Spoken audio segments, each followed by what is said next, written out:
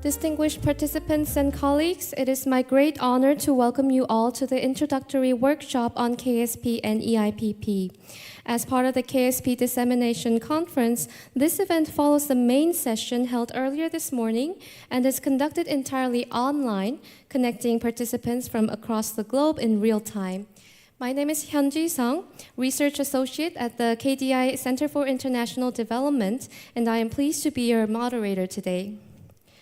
To briefly introduce the flow of today's event, we will begin with opening remarks by the Ministry of Economy and Finance of Korea, and this will be followed by a presentation session, after which we will move into the Q&A session that will cover questions collected in advance and those you may wish to raise during the event. For live questions, you are most welcome to type them into the chat window throughout the workshop, and we will address as many of them possible during the Q&A session. Without further ado, I would like to invite Mr. Byung-seok Choi, Director of the International Economic Cooperation Planning Division of the Ministry of Economy and Finance of Korea, to the podium to deliver his opening remarks.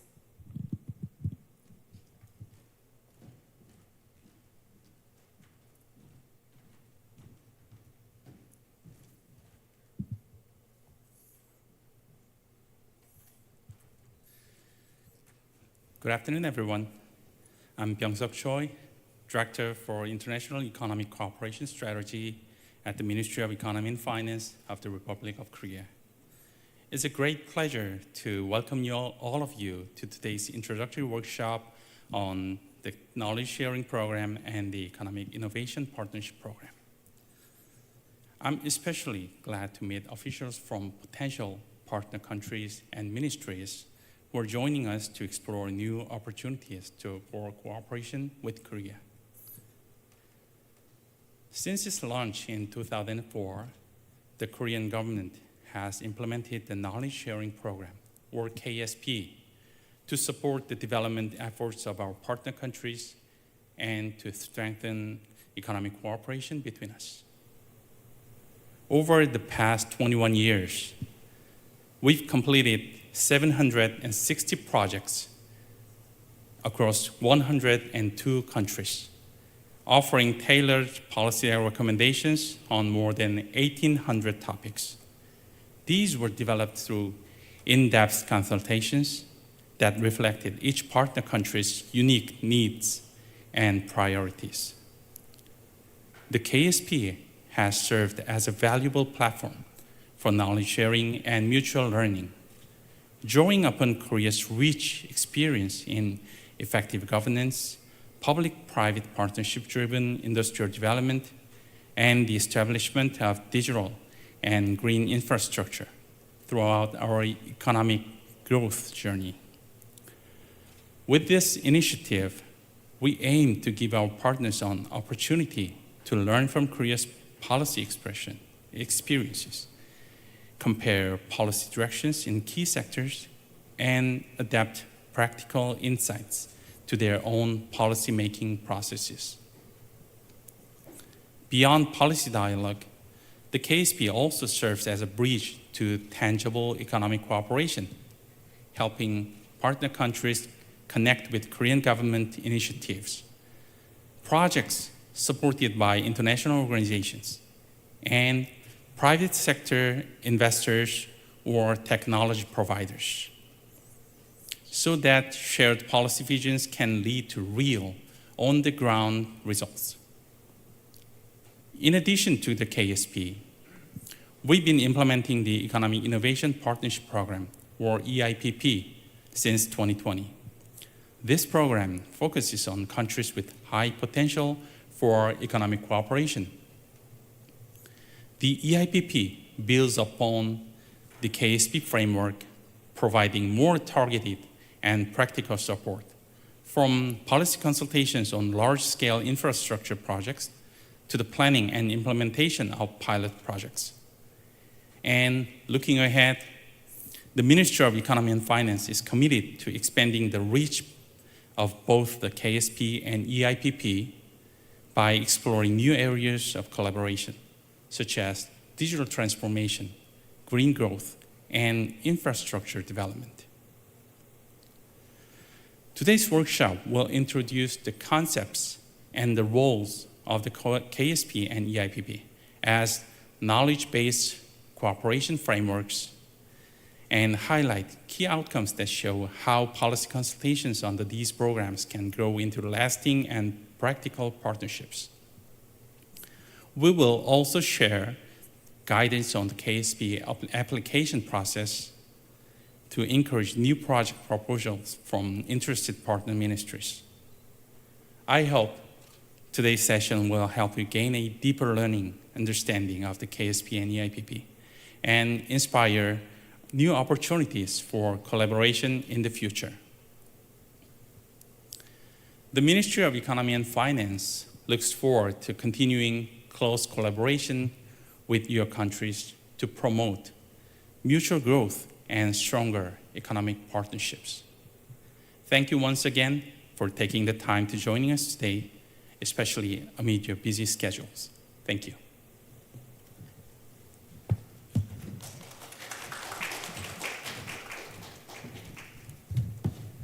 Thank you, Director Choi, for the opening remarks. We will now proceed to a presentation introducing KSP and EIPP. I would like to invite Mr. Se-Hoon Lee, Senior Research Associate at KDI, to the podium to deliver the presentation.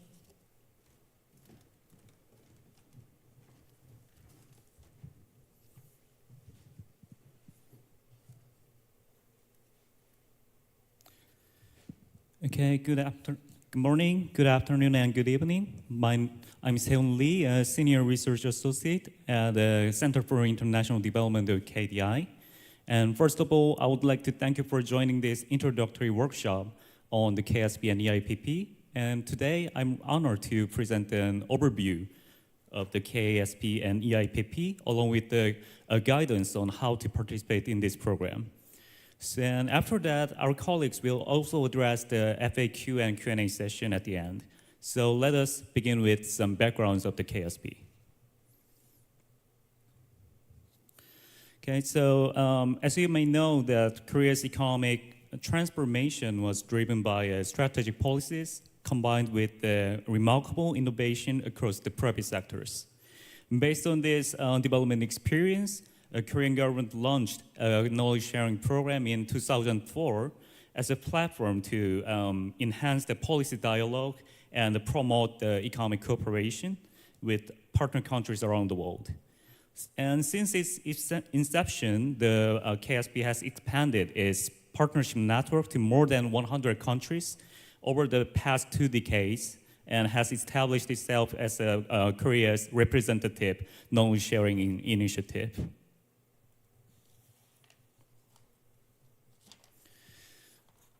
As Professor Paul Krugman stressed, that the public efforts for knowledge sharing between the countries have an important mission to tackle the global challenges together. And in the sense that the KSP is widely being acknowledged as a vital platform for knowledge sharing in today's interconnected global era. Now, let me explain the roles of the KSP that facilitate the economic cooperation. Primarily, the KSP offers the customized policy recommendations, utilizing the Korea's unique development experience and support partner countries' effective policy design and the policy coordination with Korea. And beyond the knowledge exchange, the Korea's strong institutional framework, advanced innovation system, and the solid infrastructure provide the critical foundations for turning policy discussions to the tangible economic cooperation. And in this way, the KSP provides a pivotal role in catalyzing the economic partnership. So in that sense, the KSP performed the 4 key functions to facilitate the policy consultation and the economic cooperation. Firstly, to provide the tailored policy recommendations optimized for the partner countries. The KSP conducts joint policy research with local experts to diagnose the country's policy environment. And it then organized a senior policy dialogue with high-level officials to encourage the prompt and effective implementation of the policy recommendations. And in addition to the policy research, the KSP promotes the economic cooperation by building partnerships with the relevant institutions in both Korea and partner countries, including both public and private partnerships in sectors. And through these partnerships, the KSP also discusses the implementation of the pilot project, private investment, and other spin-off programs that can further strengthen the bilateral economic cooperations. So to sum up, through the KSP, the Korea and its partner countries can jointly explore the current policy environment and the future development plan by elaborating the policy report, and moreover, by leveraging the partnerships built with the relevant institutions in both countries. This program ultimately helps to facilitate the tangible economic partnerships. So as for the key outcomes of the KSP, in the short term, it enables the more efficient policy formulation in the partner countries through the improvement of the laws and regulation and institutional frameworks.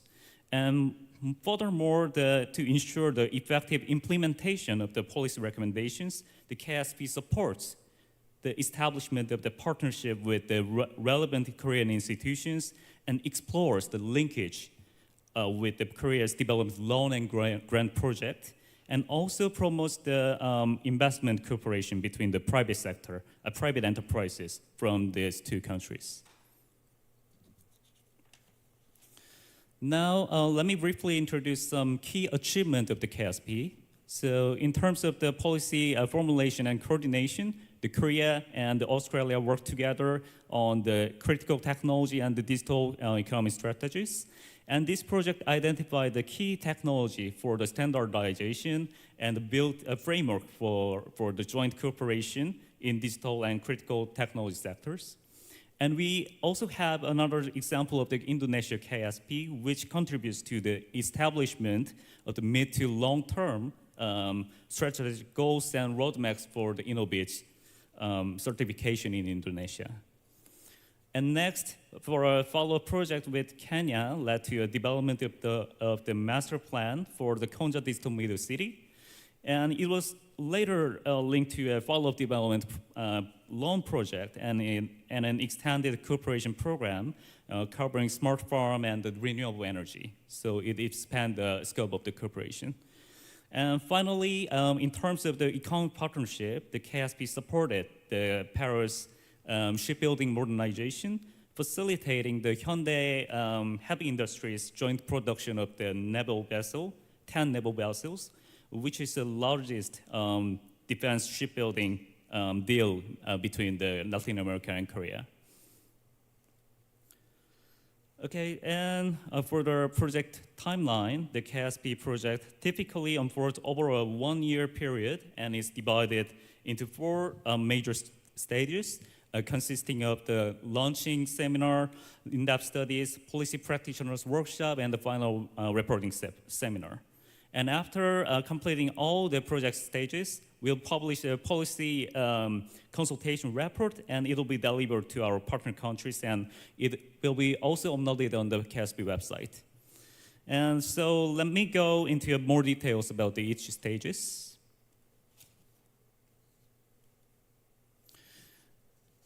And during the first visit in our partner country, KSP team will identify the policy needs and clarify the scope of the subject through a kick-off meeting with the partner counterpart ministry and institutions. And additionally, meetings with the relevant organizations are held to analyze the current situation in the partner countries. And at the policy seminar, the Korean and the partner countries researcher present the research conducted so far and discuss the areas for the improvement. And after the seminar, the KSP team will hold meeting with the additional key public and private institutions to explore the potential areas for cooperation and discuss practical measures for the implementing the KSP policy recommendations effectively. And for the next step, will invite the partner countries' delegations, consist of the high-level officials and the policy practitioners to Korea. And during the interim reporting session, researchers present the interim reporting for the policy recommendations and receive feedbacks from the partner countries. And for the policy practitioners workshop includes the visits to the relevant Korean institutions, networking opportunities, and special lectures. And you can also seek the further opportunities to cooperate with the Korean institutions during these activities. And during the final reporting workshop, the KSP team will present the final result of the policy recommendations to the partner country stakeholders, including the government officials, academia, private enterprises, and the press. In addition, through the senior policy dialogue, the KSP team shares the key policy recommendations to the senior officials, such as the minister or vice minister level, and discusses the potential ways to utilize them. In addition, the follow-up cooperation measures will be also further discussed through the meeting with the relevant institutions. So the feature of the KSP, I would like to highlight the feature of the KSP is its flexibility to meet the diverse needs of our partner countries. And depending on their demands, the KSP covers the 5 sectors and the numerous subjects. And the 5 sectors will include the economic policy, industry, infrastructure and environment, social development, and the public management and other kinds of things. And in response to the complex global challenges we are facing, the KSP has increasingly focused on areas that can support the sustainable development, such as green transition, digital transformation, SME innovation, and the reconstructing of the global value chain. And from 2021 to 24, more than 54% of the project focused on the green and digital transformation. These are 2 main cooperation models under the KSP. The first is a bilateral KSP in which the Korea directly implements the project with the partner countries. And the second thing is the multilateral KSP, also known as a joint consulting program, where the Korea carries out the project jointly with the international organizations and the partner countries. From the next slide, I will briefly introduce the joint consulting program in more details, and this is the next slide. And the joint consulting program has 3 main features. Firstly, it leverages the Korea's Exim Bank, which is another coordinating agency of the KSP. The Korean Exim Bank's diverse cooperative relations with the international organizations. And secondly, it utilized the local networks and the sectoral expertise of the international organizations to identify and develop projects while providing a policy advice to partner countries.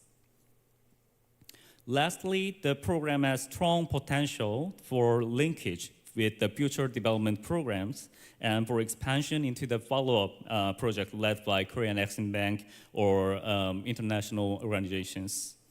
And based on the MOU on the knowledge sharing program, KSP is cooperating with the 12 international organizations as joint consulting partners, as you see this slide.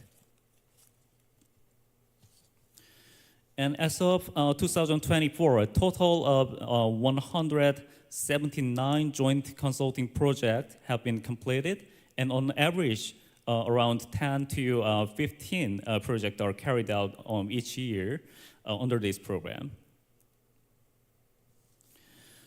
And one of the, when it comes to the project application process for the joint consulting program, the international organizations submit the KSP project proposal based on the list of the prioritized projects that have been coordinated with the partner countries. And for the bilateral KSP project, the partner countries directly submit their project proposal through the Korean embassy abroad. And I will explain about the details on the next part.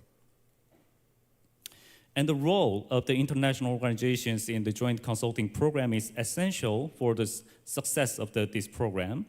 And they participate in all of the stages of the KSP project, from the initial planning and the selection stages to the implementation stage, contributing their expertise and networks throughout the process. And other than KSP, we are also operating the Economic Innovation Partnership Program, so-called EIPP, which serves as an extended version of the annual KSP. And please note that this is a multi-year program, usually lasting 3 to 5 years, and it was launched in 2020 to further strengthen Korea's international economic cooperation with the partner countries. And as of 2025, the EIPP has expanded to include the 10 partner countries, implementing 88 projects and covering 249 policy topics in total. In particular, the EIPP is designed as a multi-year cooperation framework, which allows the Korea and the partner countries to systemically plan and implement the spin-off programs following the initial policy recommendations. For example, in a 3 years EIPP project, the first year may focus on the policy research, while the second and third year can be dedicated to designing and implementing small-scale pilot projects based on those policy outcomes. So, in other words, the EIPP shares a similar operational framework with the KSP, but there are several key differences between them. Firstly, the EIPP is a multi-year program with a budget roughly 5 times larger than that of the typical KSP project, and it focuses on the strengthening the tangible economic cooperation, including the private investment promotion. And accordingly, its cooperation theme tends to be focused on the large-scale infrastructure sectors such as energy, transport, and ICT. And given its characteristic, the EIPP adopts a closed application systems. Okay.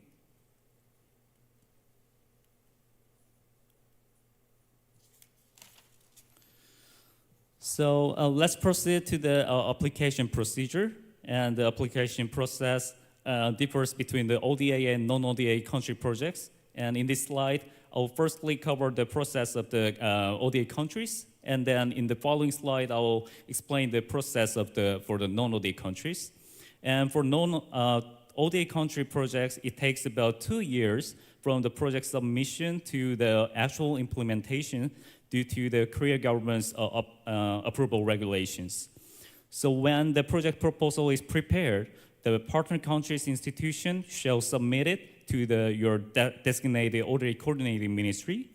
And the ODA coordinating ministry is responsible for prioritizing all proposals submitted by the different ministries and compile the priority list. Then the coordinating ministry shall send the proposals with an official letter and the priority list to the Korean embassy by the October 24th for this year's application. Then the documents will be delivered to the Korean embassy, to the Ministry of Economy and Finance of Korea, and the MOEF and the KSP implementing agencies, including the KDI, KEXIM, and KOTRA, will assess the feasibility of the proposal. And afterwards, the project will be reviewed by the Committee of the International Development Cooperation under the Prime Minister's office. But I'm going to skip this slide due to the time constraint. So, but the thing is, if the project is selected, it will be launched in 2027, 2 years after for the project submission. And for the non-ODA countries, it takes about 1 year for the project submission to the actual implementation. which is different from the ODA countries application procedure. So once the project proposal is prepared, and you can submit it directly to the Korean embassy. And if your ministry is submitting multiple proposals, we kindly request that the Department of the International Affairs in your ministry prioritize the topics and provide the priority list. The Korean embassy will then forward the documents to the Korea's Ministry of Economy and Finance, and the process after that is similar to that of the ODA countries. And let me briefly explain the project application process for the jointly consulting program. And unlike the bilateral KSP, in this model, the international organizations take the lead in working with the partner countries to prepare the project proposal. And the completed proposal made by the international organizations then submitted to the Exim Bank, Korea Exim Bank, instead of the Korean embassy. And another difference is the timeline. While it may vary slightly each year, but the submission period usually falls around July and August, which is a bit earlier than the bilateral KSP program. So for the further information about regarding the project application procedure process, you can report to our KSP website, and we already uploaded some videos to kindly guide you the details. So you can you can click the website link and you can see the videos. And this is end of my presentation, and I hope that all of you can get sufficient information regarding the KSP program. Thank you.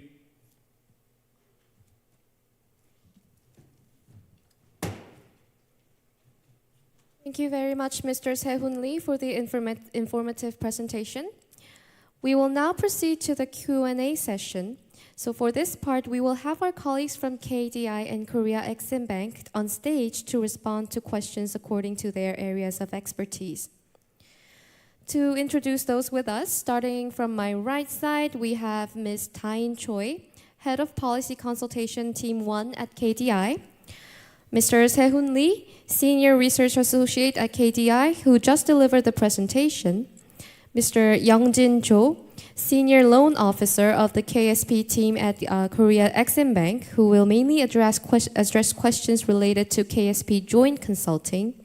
And Mr. Hoon Ho, Head of the EIPP team at KDI.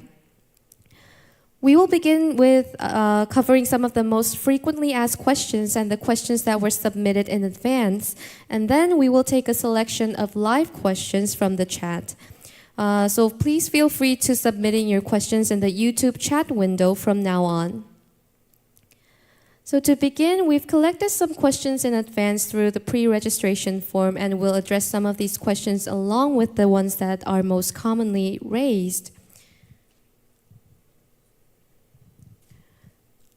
So firstly, about the program itself, I would like to raise this question to Ms. Tae-in Choi.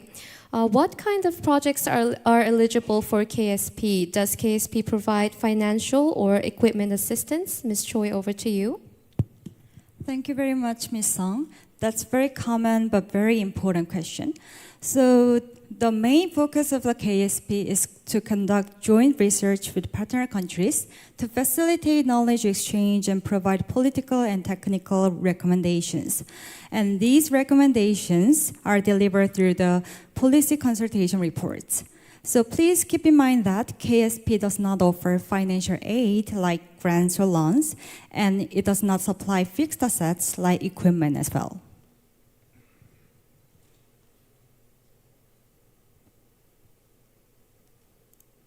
Then over to the next question, which I believe Ms. Choi can also address. So what kind of subjects could be covered by KSP? Could you please give us some examples? KSP subjects include policy research, feasibility studies, master plans, and field survey and pilot project design as well. basically, KSP research scope must be policy-oriented, focusing on contributing to policy development for partner countries, rather than being overly academic. So such services can be implemented under the KSP, as long as the scope of the work can be delivered within the time frame 10 to 12 months, or an budget range of 250,000 to 450,000 US dollars. Okay, thank you for the explanation. Then one last question in this subject for Ms. Choi.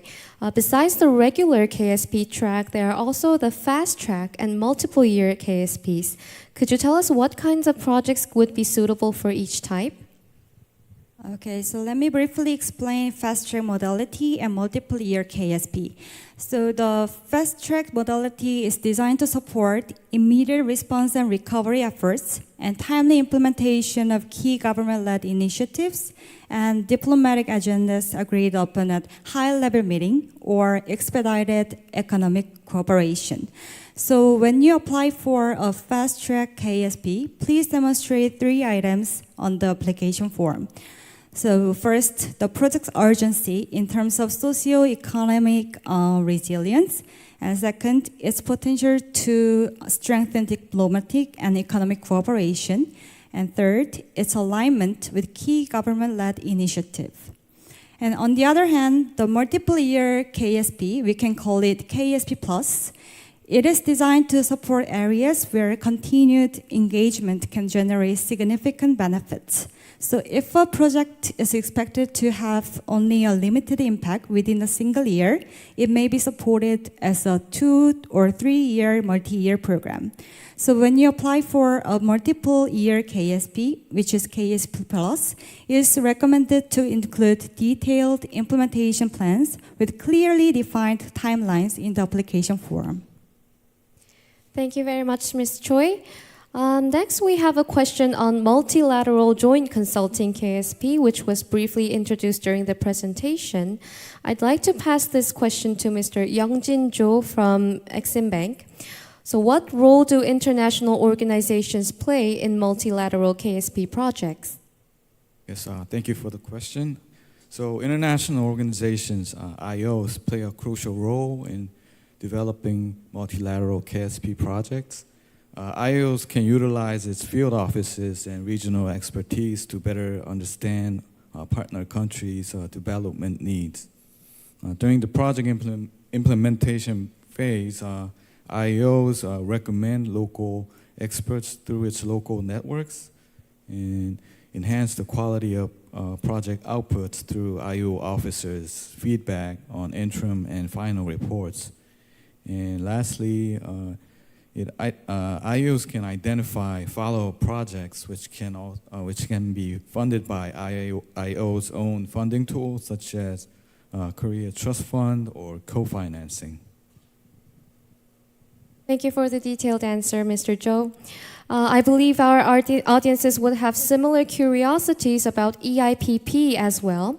So, Mr. Hoon Ho, what types of projects are eligible for EIPP, and does it also provide financial assistance or equipment support? Okay, so thank you for the question. The EIPP, the Economic Innovation Partnership Program, is a policy and the technical cooperation initiative that's designed to address the key structural challenges in our partner countries. And the program focuses on sectors where Korea holds a comparative advantage and where the partner government actually seek for structural economic innovation. And the EIP program itself is actually remaining flexible and is not confined to a narrow set of fields of topics. So some representative innovation areas, as was presented earlier by Mr. Sehun Lee, that include smart cities, ICT, decarbonization, batteries, and some advanced infrastructures and digital transformation, and recently the emerging AIs, etc. So at the same time, the program remains open, as I mentioned, to emerging fields of innovation that's identified through the mutual consultation. And the second part of the question regarding the financial assistance or equipment, the program, rather than giving those assistance directly, the program aims to deliver comprehensive and practical solutions, combining policy advisory and institutional capacity building and some pilot demonstrations. It actually helps solving some core challenges and strengthen bilateral economic ties. Thank you. Thank you, Mr. Ha.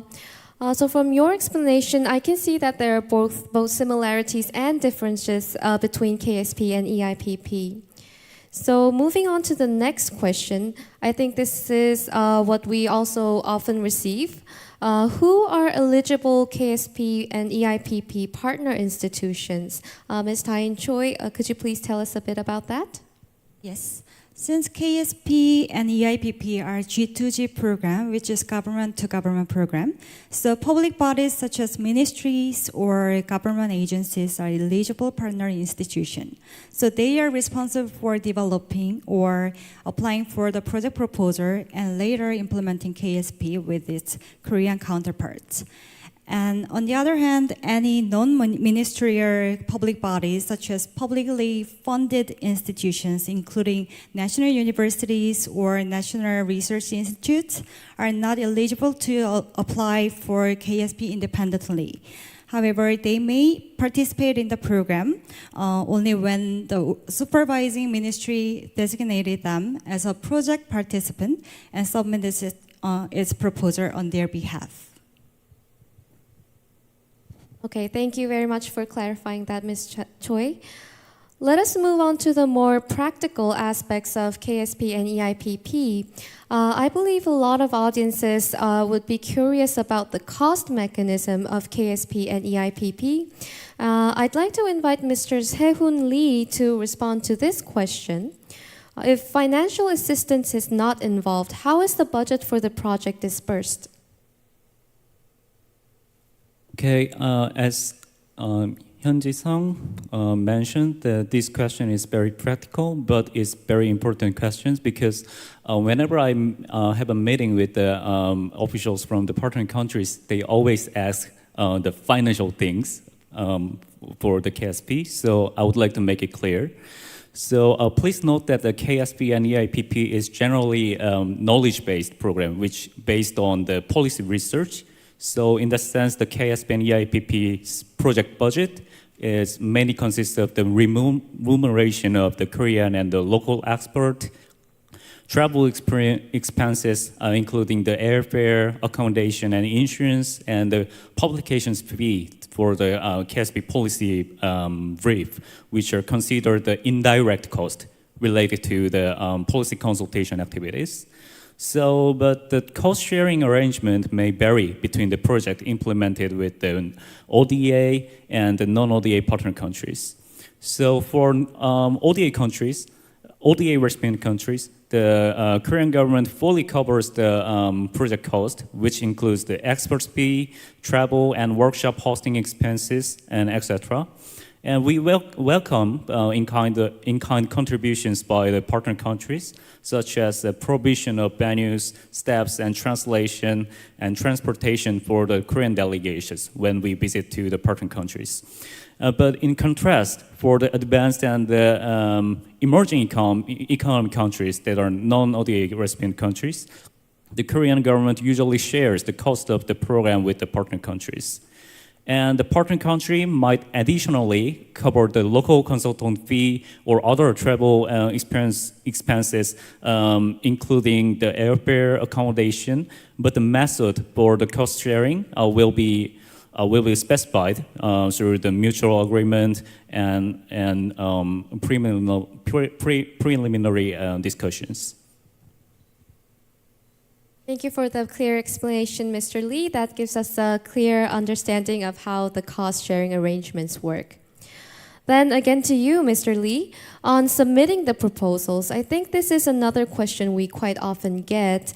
How many KSP proposals shall be submitted at a time? Actually, it's not strictly, the number of the proposal is not strictly limited, but we recommend countries submit up to 5 proposals.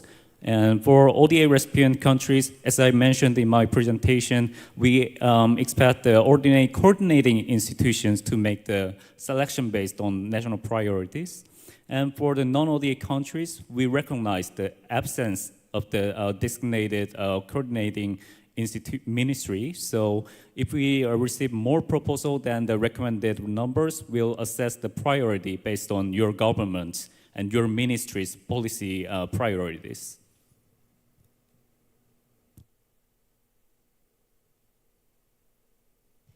So over to you, Mr. Youngjin Cho. What would be the case of multilateral KSP projects? Who should we contact if we wish to apply for a joint consulting project, unlike the ordinary KSP project that was covered from the presentation? Yes, for those who are interested in applying for multilateral joint KSP project, you can contact the International Organization's field office and inquire about the multilateral KSP project's application process. Alternatively, you can also contact Korea Exim Bank directly, and we can guide you to the proper KSP personnel at each international organizations. Okay, thank you very much for your response, Mr. Cho. Now, let's move on to what happens after submitting the KSP proposals. So as Mr. Sehun Lee mentioned earlier in his presentation, the submitted proposals go through a selection process. So we have a question about this. What aspects are taken into consideration when reviewing the project proposals? Okay, so regarding the feasibility studies for the project proposals, when we review the feasibility of your KSP project proposal, we mainly look at 3 things. The first one is the analysis of the current policy environment in the partner countries and the utilization plan of the KSP main outcome, the policy recommendation, and the follow-up measures. So for the policy environment, I hope you make sure to clearly explain the current situation in your country related to the proposed topic, as well as the key challenges that hinder the effective policy implementation. And next, you will need to outline how you plan to make use of the KSP policy recommendations. For example, by providing a tentative schedule for the policy design and planning utilizing the KSP policy recommendations. And finally, if you can also suggest possible follow-up actions such as the spin-off program or pilot projects that can grow out of the KSP cooperations, it will really help us determine whether the project is feasible or worth moving forward this. Thank you. Thank you very much, Mr. Lee. I think that gives us a clear picture of the application and selection of KSP projects. I'd like to turn to Mr. Hoon Ho to see if things work differently on the EIPP side. So Mr. Ho, could you please share how the application and selection process for EIPP is structured compared to KSP?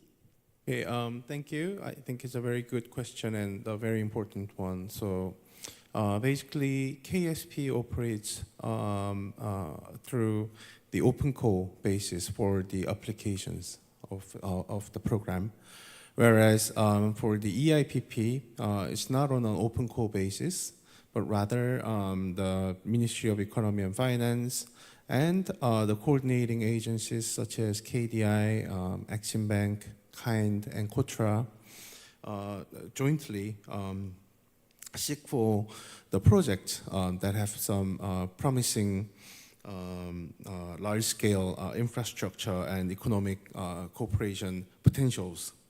So these candidate projects are further developed through the consultation with the partner country.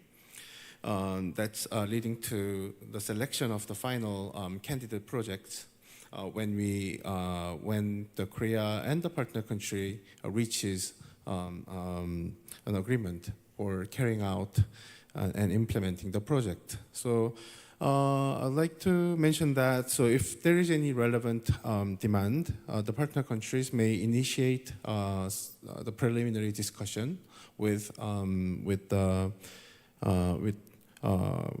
coordinating agencies such as KDI, Exim Bank, KOTRA, and KIND. And the rest of the appraisal procedure follows pretty much the same process as the KSP. Yeah, thank you. Okay, thank you very much, Mr. Hoon-ho. I believe that wraps up the FAQ and pre-registers questions. So we will now take a few live questions from the chat as time permits. We have one question actually rolled in through the live chat, and I think this one would be quite relevant to everyone. So can a particular Korean entity that we wish to partner with participate in the project? And if so, how can they participate? I think Mr. Sehun Lee can provide some insight on this one. Could you please give us some response to this? Okay. Yes. To be clearly, yes, the Korean entity, which means the specialized institutions for the proposed project topic in Korea, can participate as a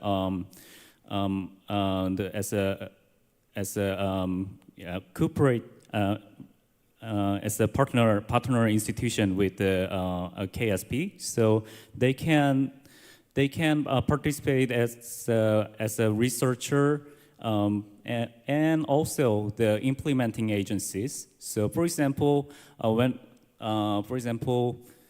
it comes to the water management system,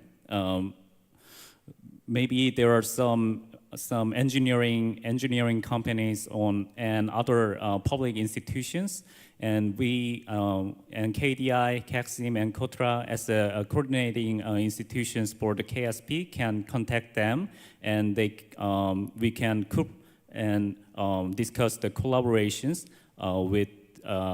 with these institutions, and they can participate as a researcher and implementing agencies. But when they work as implementing agencies, they have to pass the Korean government's procurement process. But I'm not gonna tell about the details because it's a little bit complicated. But to be sure, the other institutions which has expertise on the proposed project topics, policy topics, can participate as partner institutions in KSP.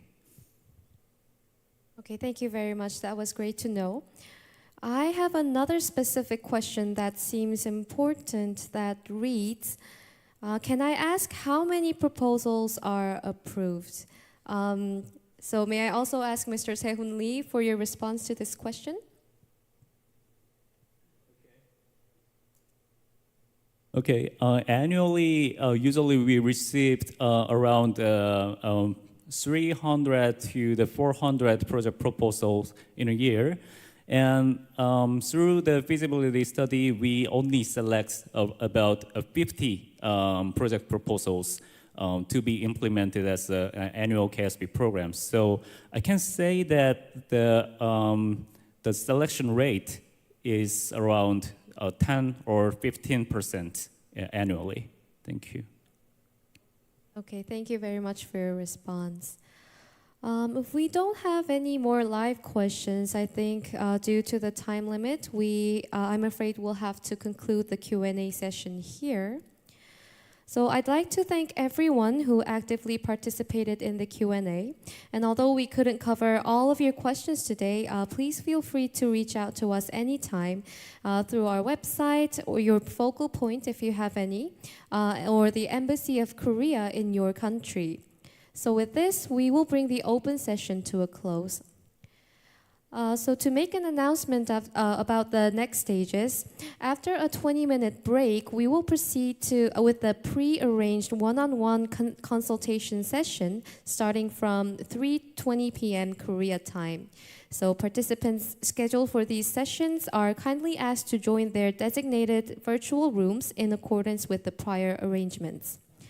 So while not all applicants could be accommodated for the one-on-one consultations today, please note that any further inquiries regarding KSP and EIPP can always be submitted through our website or the email address displayed here on the slide, where we would be glad to provide responses. Thank you very much for staying with us and for your participation throughout the event. We look forward to your continued interest and engagement in the KSP and EIPP programs. Thank you very much.